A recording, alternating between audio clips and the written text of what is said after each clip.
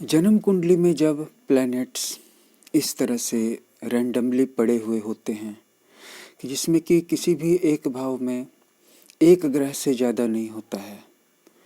Example आपके सामने है और एक्सेप्शन सिर्फ लग्न भाव को छोड़ के प्रथम भाव को। इस एग्जाम्पल कुंडली में पहले भाव में हमने मेष लग्न रखा है और चंद्रमा भी वहाँ पर ही है, इसीलिए चंद्रमा कुंडली के हिसाब से भी ये लग्न मेष पड़ेगा और चंद्र राशि के हिसाब से भी मेष पड़ेगा और वहाँ पे केतु साथ में है। तो केतु एक छाया ग्रह है, जैसे कि राहु एक शैडो प्लेनेट है। तो अगर चंद्रमा और केतु के एग्जाम्पल को छोड़ दिया जाए तो इस एग्जाम्पल होरोस्कोप में, इस उदाहरण कुंडली में आपको एक भाव में एक ग्रह से ज़्यादा देखने को नहीं मिलेंगे। हम सब इस बात को जानते हैं कि सूर्य और बुध साथ साथ चलते हैं, एक घर आगे पीछे, और शुक्र ज़्यादा से ज़्यादा दो भाव आगे पीछे चलते हैं। इसके अलावा बाकी प्लैनेट्स का कोई नियम नहीं है, वो सभी सूर्य से कितनी भी दूर जा सकते हैं और कितने भी पास आ सकते हैं। अब हम सबसे पहले लग्न का उदाहरण देखेंगे। लग्न का केतु जातक को इनवर्ड बनाता है, अंतर्मुखी बनाता है, समस्याओं में रुचि नहीं लेता है, बल्कि वो अपने पैशन को फॉलो करता है। उसको जो अच्छा लगता है उसको वो चुनता है और उसको जो अच्छा नहीं लगता है उसको वो छोड़ देगा, भले ही उसमें ज़्यादा लाभ हो रहा हो।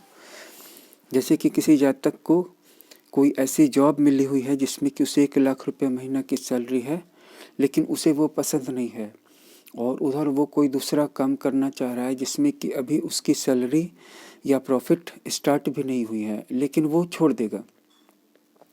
ये केतु 11वें भाव में हो तो भी जातक को उन क्षेत्रों में रिसर्च करने के लिए प्रेरित करेगा जिन क्षेत्रों का अभी कोई स्पष्ट खाका, रूपरेखा या आउटलाइन किसी के भी दिमाग में तैयार नहीं हुई है। लेकिन केतु का जातक, क्योंकि 11वां भाव रिसर्च का भाव होता है, क्योंकि 11वें भाव में जो भी प्लैनेट मौजूद होता है वो अपने फील्ड में रिसर्च करवा करके जातक को सेल्फ एम्प्लॉयड बनवाता है, फ्रीलांसर बनवाता है। तो लग्न भाव का केतु 2 तरह की प्रवृत्तियां उत्पन्न कर रहा है। एक तो ये कि ये समस्याओं में, वास्तविक जीवन की समस्याओं में इंटरेस्ट नहीं लेने दे रहा है।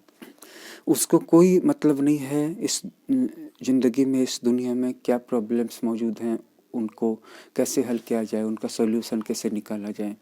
लेकिन उसका जो अपना पैशन है उसको वो बहुत ही फोकस्ड माइंड से फॉलो करेगा, परस्यू करेगा, और फिर भले ही लोग उसको चाहे जो समझें, लेकिन वो अपना ही काम करेगा, उसको जो अच्छा लगेगा, और वो भीड़ को फॉलो नहीं करेगा, वो भीड़ का हिस्सा नहीं बनेगा।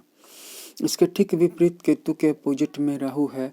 तो जो राहु है, तो राहु की क्वालिटी क्या है कि ये हमेशा केतु के 7th में रहता है और ये दोनों हमेशा वक्री रहते हैं। जैसे कि बाकी सारे प्लैनेट से जो हैं वो 10 से 11 में जाते हैं, या शनि जैसे 11 है 11 से 12 में जाएगा। ये कभी भी उल्टे नहीं चलते हैं कुछ दिनों को छोड़कर जब वो रेट्रोग्रेड होते हैं। लेकिन राहु और केतु हमेशा रेट्रोग्रेड रहते हैं। ये राहु तुला राशि में है तो तुला से वृश्चिक में नहीं जाएगा, ये तुला से फिर वापस कन्या में जाएगा, और केतु भी जो है मेष राशि से वृष राशि में नहीं जाएगा, बल्कि मेष राशि से अपना टाइम पूरा होने के बाद मीन राशि में जाएगा। लेकिन सूर्य और चंद्रमा ये कभी भी रेट्रोग्रेड नहीं होते हैं, ये हमेशा मार्गी रहते हैं। तो इस एग्जाम्पल कुंडली में जैसा कि मैं बता रहा था कि जब एक एक राशि में एक एक प्लैनेट हो और उसका कोई एक्सेप्शन नहीं हो सिवाय राहु और केतु के, क्योंकि राहु और केतु को हम सॉलिड प्लैनेट्स में, गैसियस प्लैनेट्स में, फेरी प्लैनेट्स में, रॉकी प्लैनेट्स में नहीं गिनते हैं, क्योंकि वो शैडो प्लैनेट्स हैं। तो उनका फिनोमिना तभी होता है जब राहु और केतु चंद्रमा पृथ्वी और सूर्य की सीध में आते हैं, तो उस समय या तो चंद्र ग्रहण होता है या सूर्य ग्रहण होता है। इसके अलावा आप उन्हें कहीं भी खोज के नहीं दिखा सकते, आकाश में दूरबीन से उनको खोजा नहीं जा सकता, क्योंकि वो कोई पिंड नहीं है बल्कि शैडो हैं। अभी भी कहीं ना कहीं पृथ्वी की शैडो पड़ ही रही होगी, और अभी भी चंद्रमा पृथ्वी और किसी न किसी पिंड के बीच में आ रहा होगा, बस सूर्य के बीच में नहीं आ रहा है। लेकिन ये काम तो कर रहा है, राहु और केतु काम तो कर रहे हैं। इस वजह से, क्योंकि केतु और राहु यानी कि पृथ्वी, चंद्रमा और सूर्य के द्वारा बनने वाले ग्रह यानी कि छाया ग्रह जिस राशि में बैठे हैं उस राशि में अपना अंधकार जरूर रखते हैं, अपनी मौजूदगी जरूर रखते हैं। पता बस इनका सूर्य और चंद्र ग्रहण के टाइम में चलता है, लेकिन ये जहाँ भी रहते हैं वहाँ पे एक अंधेरा, एक छाया जरूर बनती है। यह अलग बात है कि बहुत बड़ी बड़ी दूरबीनों से भी उन्हें नहीं देखा जा सकता, लेकिन वैज्ञानिक दृष्टि से वो छायाएं वहाँ पर है। जैसे कि चंद्रमा किसी न किसी चीज़ को ब्लॉक कर रहा है, चंद्रमा जहाँ पर भी है तो उसके पीछे के स्टार्स की लाइट को ब्लॉक कर रहा है। क्या आप चंद्रमा के ठीक पीछे का स्टार्स देख पाते हैं? इसी तरह से ये बात आती है जब पृथ्वी की छाया चंद्रमा पर पड़ती है तो सूर्य की रोशनी जो चंद्रमा पर पहुंच रही थी वो नहीं पहुंच पाती है, तो चंद्रमा अंधेरा हो जाता है, तो चंद्र ग्रहण लग जाता है। लेकिन जिस दिन चंद्र ग्रहण नहीं लगता, क्या उस दिन पृथ्वी की छाया कहीं नहीं रहती है? जहाँ पर भी रहती है, जिस राशि में भी रहती है, उस राशि से जब जब चंद्रमा गुजरेगा उस वक्त उसका ग्रहण लगेगा। इसका मतलब है कि चंद्रमा अगर वहाँ पर नहीं भी है तो भी वहाँ पे अंधेरा है। राहु और केतु का अंधेरा हर समय मौजूद है, लेकिन इनकी टेंडेंसीज अलग हैं, इनकी इंक्लाइनेशंस डिफरेंट हैं। कि केतु जहाँ लग्न में बैठ के आपको इनवर्ट बना रहा है, वही राहु सोशल एरिना में आपको आउटवर्ड बना रहा है, बहिर्मुखी बना रहा है, लोगों से घुलना मिलना, लोगों के बीच में रह के काम करना। और ये जो केतु की जो स्पिरिचुअलिज्म है या मिस्टिक या ऑकल्ट पावर में इंटरेस्ट है, ऑकल्ट साइंसेस में इंटरेस्ट है, ज्ञान विज्ञान में, वो पैसे कमाने के लिए नहीं है, वो सिर्फ अपने लिए है। इसीलिए एक केतु का लग्न या 11वें भाव में बैठने वाला जातक जो भी होगा, उसके पास जो भी नॉलेज होगा वो अपने लिए प्राप्त कर रहा है। और वहीं अगर केतु 12 में बैठ जाए, 3 में बैठ जाए, 6 में बैठ जाए और 9 में बैठ जाए, तो ऐसे जातक के पास थोड़ा सा भी आध्यात्मिक ज्ञान आएगा, थोड़ा सा भी ज्योतिष का, तो वो ज़्यादा से ज़्यादा लोगों को अपने वश में करने की कोशिश करेगा। और जिनका केतु लग्न में है और 11th में है, वो जब तक अपना ज्योतिष का ज्ञान पूरा नहीं कर लेंगे, उनके पास जब तक अध्यात्म का ज्ञान पूरा नहीं हो जाएगा, तब तक वो किसी का गुरु बनने की कोशिश नहीं करेंगे। क्योंकि उनकी वो जो नॉलेज है वो सुपरफिशियल नहीं है, वो डीप है, वो उनके अपने लिबरेशन के लिए है। उससे लोगों का भला हो जाए तो ठीक है, ये उनकी रुचि है, पैशन है, इसीलिए कर रहे हैं। और वहीं जैसा कि मैंने बताया कि 12वें वाला केतु या फिर छठे का केतु या नवम का केतु या तीसरे भाव का केतु लोगों को ऐसा भ्रम दिलाता है कि उनके अंदर में बहुत ज़्यादा पावर है, गुरुडम की पावर है, वो दीक्षा दे सकते हैं, उनके पास मंत्र की शक्ति जागृत है, शक्तिपात कर सकते हैं, कुंडलिनी जागरण करवा सकते हैं, मेडिटेशन। तो वो लोगों का गुरु बनने की कोशिश करेंगे। और इधर लग्न और 11th का अपने ज्ञान को छिपाएगा, पूरे ज्ञान को कभी प्रकट नहीं करेगा, ओकेजनली बताएगा। और बहुत सारे लोग तो अपने ज्ञान को छिपा के चलते हैं सिर्फ इसलिए कि वो जानते हैं कि गुरु बनने की ताकत बहुत कम लोगों में है। और अगर आप किसी ऐसे व्यक्ति को अपना गुरु बनाते हैं जिसके अंदर गुरु बनने की ताकत नहीं है, तो वो खुद भी गड्ढे में डूबेगा और आप भी उसके साथ साथ डूबेंगे और पब्लिक और मासेस भी डूबेगी। हजारों लाखों करोड़ों लोग जो उनको अपना गुरु मान रहे हैं वो डूबेंगे, क्योंकि उसके गुरु की आत्मा में इतनी ताकत है ही नहीं कि वो आपको मुक्ति के मार्ग पर ले जा सके। इस उदाहरण कुंडली में चौथे भाव में गुरु है, केंद्र में गुरु होता है तो कुंडली के बहुत सारे दोषों को दूर कर देता है, हजारों नहीं लाखों दोषों को दूर कर देता है। लेकिन इसी कुंडली में कुछ ऐसे प्लैनेट्स भी हैं, जैसे कि शुक्र अष्टम भाव में है, तो अष्टम भाव में जा कर के शुक्र जो है पीड़ित हो गया है। किसी भी शुभ ग्रह को अष्टम भाव में नहीं होना चाहिए। और साथ ही साथ यहाँ पे एक स्ट्रॉन्ग क्रूर प्लैनेट मंगल छठे भाव में है, तो ये गजब का समीकरण बना रहा है। और ये शनि से एकादश भाव में बैठे हुए शनि से जो अपनी ही राशि में है, बलवान है, एक षडाष्टक रिलेशन बना रहा है, जिसका मतलब है कि जातक अपने शत्रु को कुछ भी नहीं गिनेगा, लेकिन उसके अपने जीवन में शौक पूरे करने का समय बहुत कम आएगा। सिर्फ एक ही शौक उसका पूरा हो पाएगा और वो है विपरीत लिंगी का सुख। और इसके अलावा उसके पास समय ही नहीं होगा, उसके पास काफ़ी इनकम होगी, काफ़ी पैसे होंगे, लेकिन उसके पास सांस लेने की फुर्सत नहीं होगी, उसके पास बैठ करके एंजॉय करने की फुर्सत नहीं होगी। ऐसा क्यों है? अष्टम भाव का शुक्र जो होता है वो पीड़ित हो जाता है। और अगर अष्टम भाव के शुक्र पे जैसे कि यहाँ देख सकते हैं कि गुरु की दृष्टि है, तो बस इतना है कि जातक का धन फिजूल खर्च होने से बचा रहेगा, क्योंकि आप देख सकते हैं कि द्वितीय शुक्र है।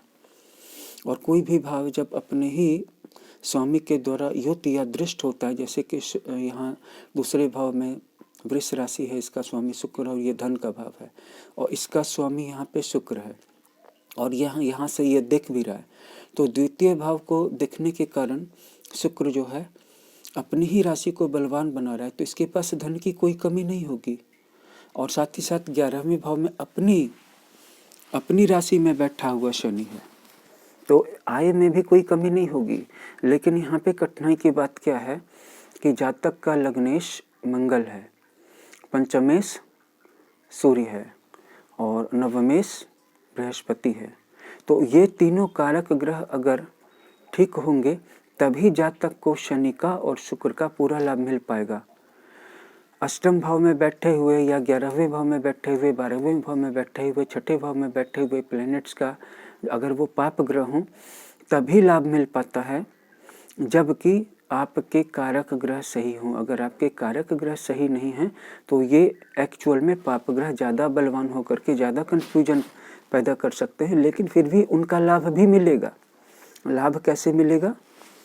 देखिए, यहाँ पे मंगल पाप ग्रह होकर के छठे भाव में है, तो पाप ग्रह का छठे भाव में होना अच्छी बात है।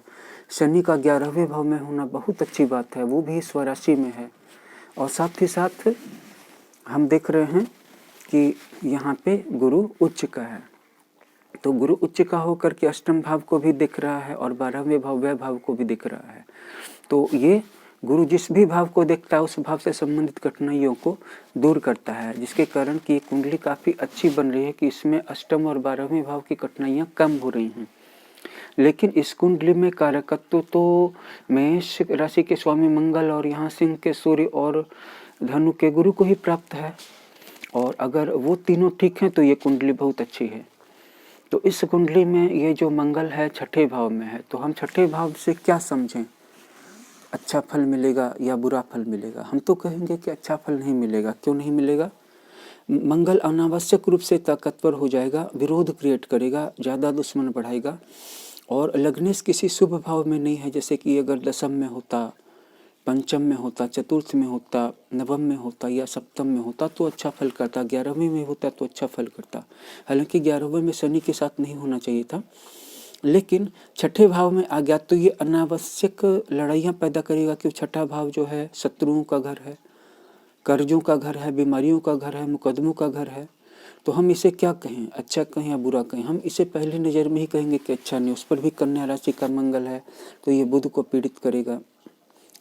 अब बुध को भी देखना है कि बुध आपके घर में तीसरे और छठे भाव का स्वामी है। बुध भी अकारकत्व रखता है, अर्थात मार्केश है, तो ये बुध को पीड़ित कर रहा है, और आपका बुध नवम भाव में है, और बुध जो है अकारक होकर के नवम भाव को पीड़ित कर रहा है। तो भाग्य संबंधी कठिनाइयाँ हैं कि इस जातक की सोची हुई चीज़ें मन में समय पे पूरी नहीं होगी। जैसे कि ये जातक कॉलेज के डेज में जिन कोर्सेज को करना चाह रहा था वो कोर्स नहीं मिलेंगे, या फिर जब वो कोर्सेज कर लेगा तो उसकी प्लेसमेंट सही जगह पे नहीं होगी, सही नौकरी में होगी तो सही शहर में नहीं होगी। इसके साथ साथ उसके पार्टनर्स या उसके बॉसेस अच्छे नहीं मिलेंगे, उसके मन के लायक जॉब नहीं मिलेगा, उसको घर से ऑफिस जाने में काफ़ी कठिनाइयाँ होंगी, वो मैनेज नहीं कर पाएगा, क्योंकि ये भाग्य जो है ये जॉब से एक घर पहले पड़ता है। तो जिसका भाग्य भाव अच्छा रहता है उसी का जॉब अच्छा रहता है, और जिसका भाग्य भाव कमज़ोर रहता है उसका दशम भाव बहुत अच्छा फल नहीं कर पाता है। इस कुंडली में दशम भाव में जो सूर्य है इसकी स्थिति को देखिए, इसके साथ ही साथ आप राशियों को भी देख लीजिए कि कितने ग्रह जो हैं वो विषम राशि में पड़े हैं और कितने सम राशियों में पड़े हैं।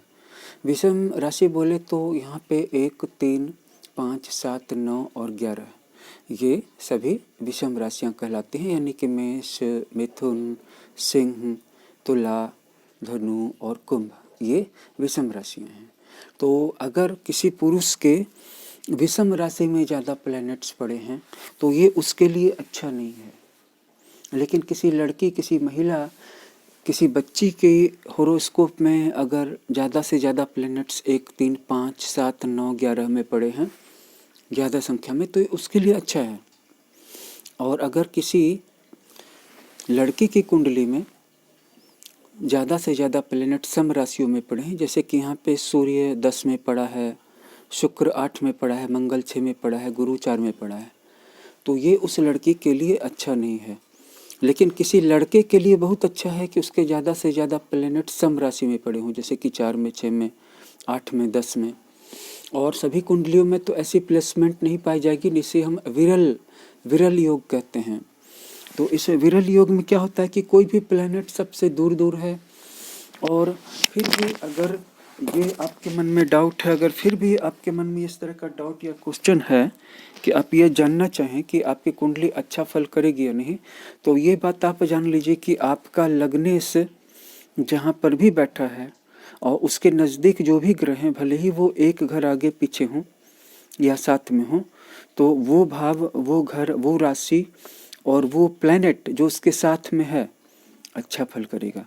और अगर वो डिग्री में नज़दीक हो, जैसे मान लीजिए कि इस कुंडली में मंगल यहाँ पे है, तो मंगल के नज़दीक में अगर राहु डिग्री से हो, इस तरह का अंश हो कि मंगल कन्या राशि के अंत में हो लेकिन राहु बिगिनिंग में हो, या मान लीजिए कि गुरु यहाँ बैठा है, मान लीजिए कि गुरु पंचम भाव में बैठा होता और मंगल जो है कन्या राशि की बिगिनिंग में होता और यह सिंह राशि के एंड में होता, तो इस सिचुएशन में क्या होता कि गुरु का फल देने का जो पावर है वो बढ़ जाता, गुरु की शक्ति बढ़ जाती, क्योंकि वो लग्नेश के नज़दीक है। तो लग्नेश जहाँ पे भी रहता है, उसकी प्रॉक्सिमिटी, उसकी नियरनेस, उसकी क्लोजनेस जिस प्लैनेट या राशि या भाव के साथ होती है, वो अच्छा फल करने लगता है। तो इससे भी पता चल जाता है कि कौन से ग्रह अच्छा फल करेंगे, और लग्नेश की दृष्टि जिस भाव पे हो वो अच्छा फल करता है।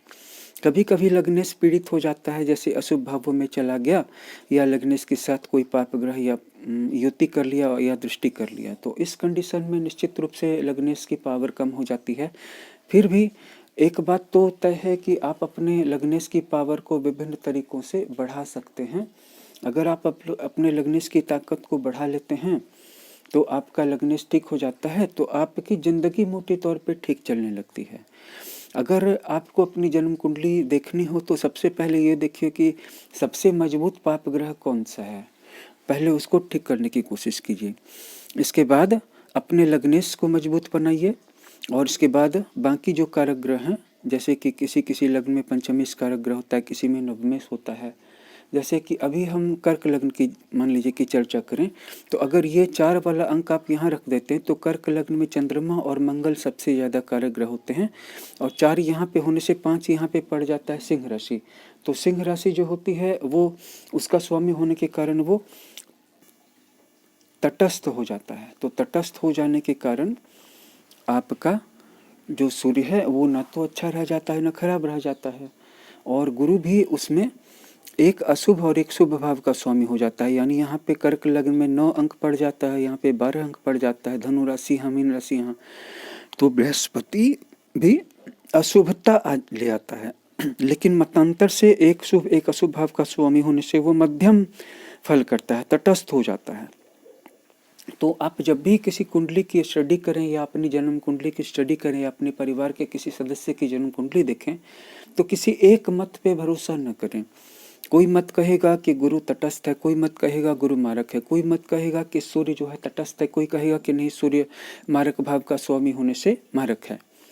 तो अलग अलग मतों को देख करके एक निचोड़ निकालें, और एक बार जरूर देखें कि आपके जीवन में, जैसे कि मान लीजिए कि किसी कुंडली में, कर्क लग्न की कुंडली में द्वितीयेश है सूर्य, तो द्वितीयेश होने के कारण वहाँ पे उसका धन का फल अच्छा आ रहा है या मीडियम आ रहा है।